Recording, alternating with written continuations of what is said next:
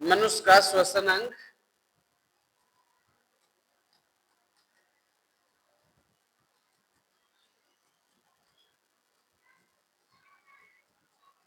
ये देखिए, मनुष्य का श्वसन अंग के बारे में जानिए। श्वसन क्रिया करना, सांसें को चलना, हृदय गति को होना। सांसें चलेगा तब हृदय गति होगा, श्वसन नहीं होने से हृदय गति नहीं होगा। इसलिए हृदय गति के लिए श्वसन कितना जरूरी है। श्वसन के लिए बात जब हम लोग करते हैं तो एक मछली का नाम जब आप लेंगे तो मछली में, मेढक में श्वसन के बारे में जाएंगे तो जो मछली होता है वो मछली में श्वसन अंग उसका जो होता है ना वो गिल्स होता है। गिल्स यानी जिसको गलफड़ा कहते हैं। मेढक में जो होता है वो स्किन होता है, जान सकते हैं। तो मछली गलफड़ा द्वारा और मेढक त्वचा के द्वारा श्वसन क्रिया करता है। यहां तक जान लीजिए। तो आखिर मछली और मेढक, मछली गिल्स के द्वारा, मेढक स्किन के द्वारा। किंतु मनुष्य की जब सवाल उठता है कि मनुष्य श्वसन क्रिया कैसे कर पाएंगे, तो मनुष्य में जो श्वसन क्रिया होगा वह मनुष्य का इसके लिए नोज हो जाएगा, नाक हो जाएगा। तो नाक जब होगा, मनुष्य के श्वसन के लिए प्रमुख ऑर्गन्स होंगे, तो आखिर ये नाक श्वसन की क्रिया करेगा तो जाकर समाप्त कहाँ होगा, श्वसन जाएगा कहाँ, सांस जाकर ठहरेगा कहाँ, सांस में आखिर कौन कौन सी गैस मौजूद होता है, और इन सभी चीजों को जानने की आवश्यकता होगी। बहुत अच्छे से सीखना होगा। तो सबसे पहले यहाँ पर जब श्वसन की क्रिया होगी तो यहाँ ध्यान देना होगा कि श्वसन की क्रिया जब होता है तो हम लोग जब श्वसन कार्य करते हैं तो सबसे पहले यहाँ पर नाकों के द्वारा सांसें लेते हैं, और नाकों के द्वारा जब हम लोग सांस लेते हैं तो नाकों के द्वारा सांस लेना और फिर अंदर से छोड़ना, ये तो होते रहता है। तो नाक के द्वारा जब सांस लेते हैं तब उसका नाम होता है प्रश्वासन, मतलब इंस्पायरेशन। यानी यहाँ पर रेस्पायरेशन को हम लोग बांटेंगे दो भागों में। अब ब्रीथिंग में यहाँ रेस्पायरेशन, श्वसन, और श्वसन को हम लोग दो भागों में इसको बांट देंगे। एक भाग इधर हो जाएगा, एक भाग इधर हो जाएगा। एक भाग जो होगा इसमें वो देखना है कि इसमें जो एक भाग है उसका नाम हो जाएगा इंस्पायरेशन,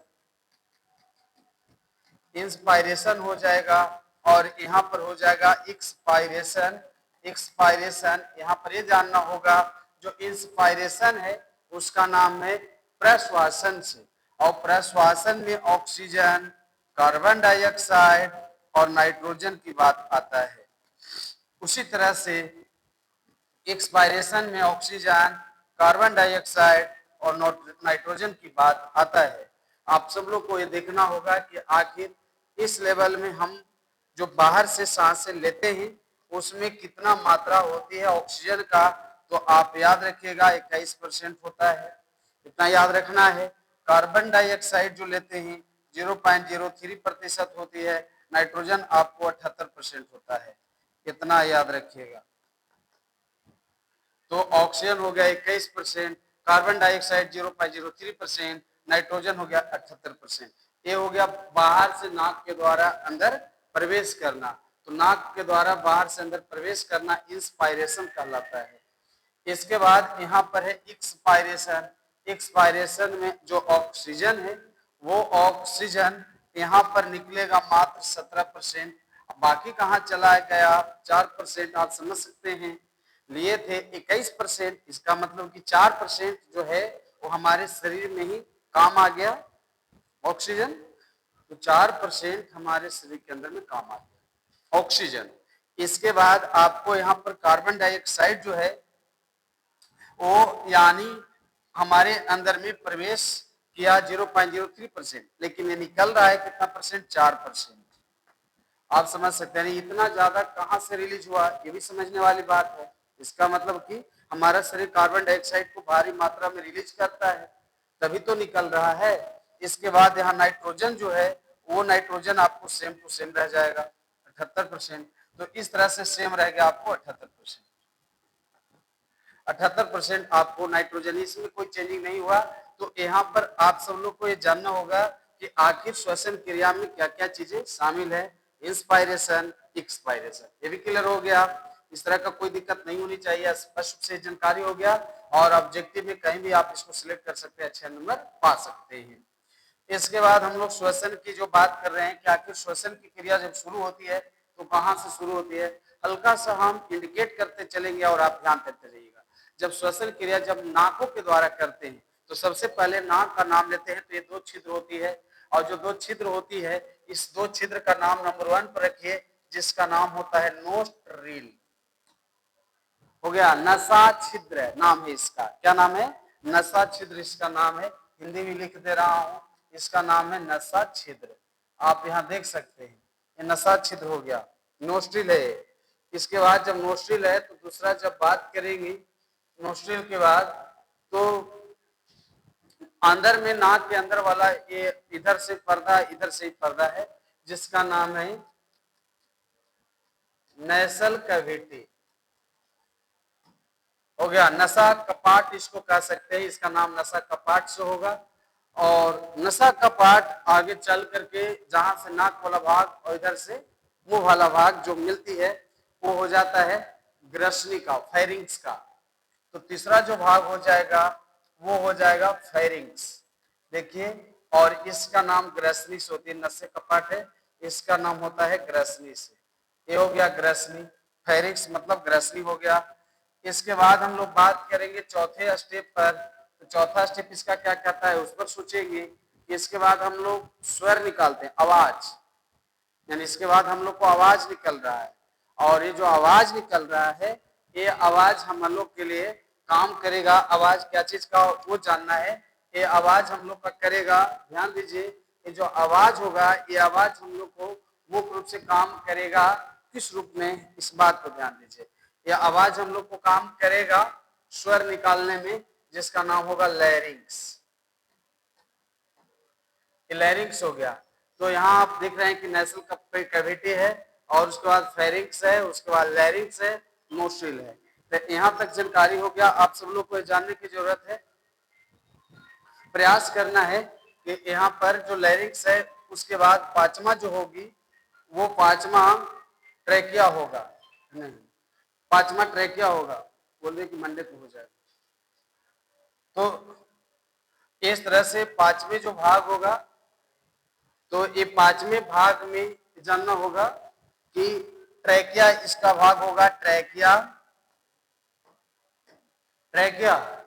और ट्रेकिया में ये देखना है कि आखिर ट्रेकिया जो भाग है वो ट्रेकिया भाग जो होता है यहाँ होता है ये स्वर यंत्र होता है,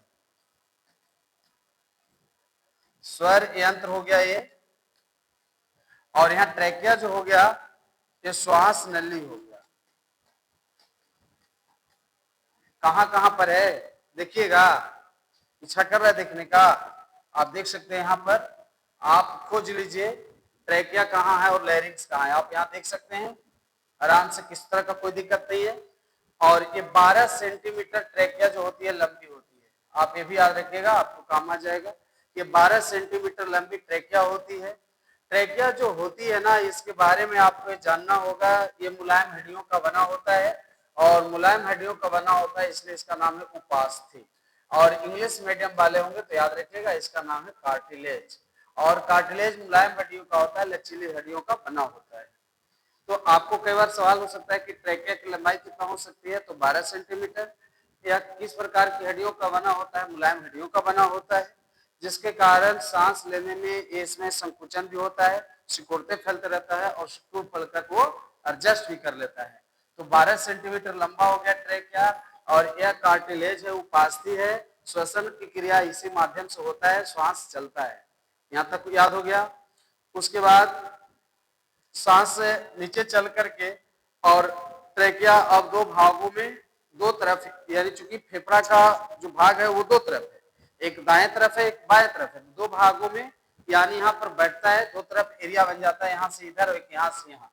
तो यहाँ जो एरिया बन जाती है उस एरिया का नाम यहाँ पर फिर से चेंज करना चाहेंगे और नाम बताना चाहेंगे कि अब इधर आप लोग को ये देखना होगा, ट्रैकिया हो गया और 5 इधर अब जान लीजिए। छठे पॉइंट पर आप लोग को याद रखना होगा जिसका नाम है ब्रोंकी, श्वसनी, श्वसनी, ये श्वसनी। और ये दो भाग में बंटने के बाद कई शाखाओं में मैं दिखाऊंगा, कई शाखाओं में यह विभक्त होकर के दिखाई देता है, कई शाखाओं में। जैसे इसको ये देखना चाहेंगे, आपको थोड़ा स्केच करके दिखा रहा हूं।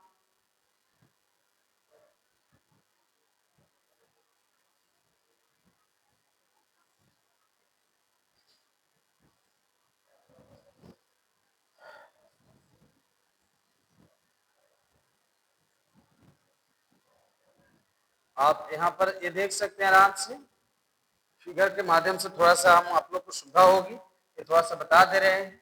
ये है आपका कार्टिलेज, यहाँ पर ऐसे बटा, और यहाँ पर ये देखिए इस तरह के शाखाएं बनते जा रहा है।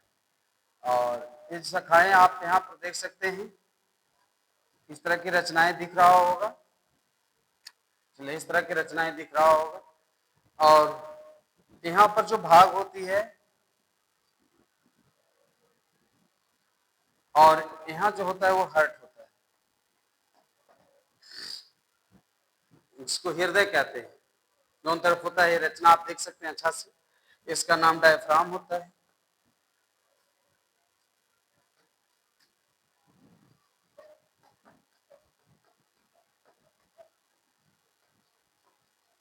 ये डायफ्राम हो गया ये। अब यहाँ पर इतना रचना जो आप लोग को दिख रहा है, ध्यान देना होगा कि ट्रैकिया और ये जो भाग जो यहाँ पर जो बटा है, ये भाग जो बटा है, इसी भाग का नाम यहाँ पर नाम रख दीजिए ब्रोंकी।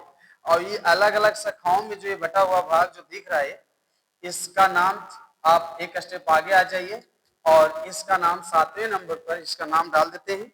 7वें नंबर का नाम क्या होगा, इसको थोड़ा सा डालना चाहेंगे। 7वें नंबर पे यहाँ नाम थोड़ा सा प्रयास कीजिए कि वो 7वें नंबर का नाम भी आप सब लोग को याद हो जाए। और इसका नाम यहाँ पर रखते हैं ब्रोंक्यूल्स। ये ब्रोंक्यूल्स जिसका नाम है श्वसनिका।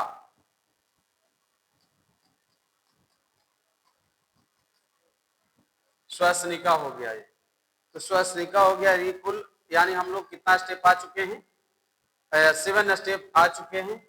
और उसके बाद हम लोग यहाँ पर हम लोग 7 के बाद यहाँ पर 8वां स्टेप देना चाहेंगे और 8वां के बाद 9वें स्टेप हो जाएगा और उसके बाद 10वां स्टेप हो जाएगा। 10 स्टेप में हम लोग क्लियर करेंगे इसको, ये देखना होगा। सारे लोग को डायग्राम वगैरह बता दिए। जो ऊपर जो घुंडी के समान जो रचनाएं जो दिख रहा है ना, इसका नाम एल्वियोलाई होता है। बाइकोष्ठक इसे हिंदी में कहते हैं। 3 गुने 10 की पावर 8 होता है, ये भी याद रखिएगा। इतना संख्या में होती है। कोई नशा करने वाला इंसान जो नशा करता है ना, नशा करने वाला इंसान जो नशा करता है, नशा में जैसे धुआं वाला पदार्थ, जैसे वो गंजा लेता हो, सिगरेट लेता हो, बीड़ी लेता हो या और भी चीजें जो वो लेते रहता है, तो उस समय क्या होती है कि इन सब चीजों का जब वो सेवन करता है ना, तो उनका जो बाइकोष्ठक होती है, जो एल्वियोलाई होता है, उस बाइकोष्ठक में आकर के नुकसान होता है। बाइकोष्ठक की दीवार जल जाता है, बाइकोष्ठक का दीवार समाप्त हो जाता है, बाइकोष्ठक की दीवारें जल करके समाप्त हो जाता है और धीरे धीरे सांस लेने में उनको तकलीफ होती है। यहाँ पर एक उनको रोग हो सकता है जिस रोग का नाम अस्थमा होती है। तो यहाँ पर एक रोग उनको हो जाएगा और उस रोग का नाम अस्थमा है। अस्थमा को हम लोग दमा भी कहते हैं और दमा रोग हो सकता है। तो इस तरह से एल्वियोलाई जिसकी संख्या आप देख रहे हैं, उसके बाद आपको यहाँ से एल्वियोलाई का जो दीवार होती है ना, वो 0.2 mm पतली होती है, आप समझ सकते हैं। तो एल्वियोलाई का जो दीवार होती है वो 0.2 mm होती है। यहाँ भी आपको याद रखना है, इतनी पतली होती है कि ऑक्सीजन अंदर से बाहर आ जाता है और बाहर में ब्लड होता है, ब्लड भी उसके अंदर प्रवेश कर जाता है। इतना पतला भित्ति होती है, आप समझ सकते हैं।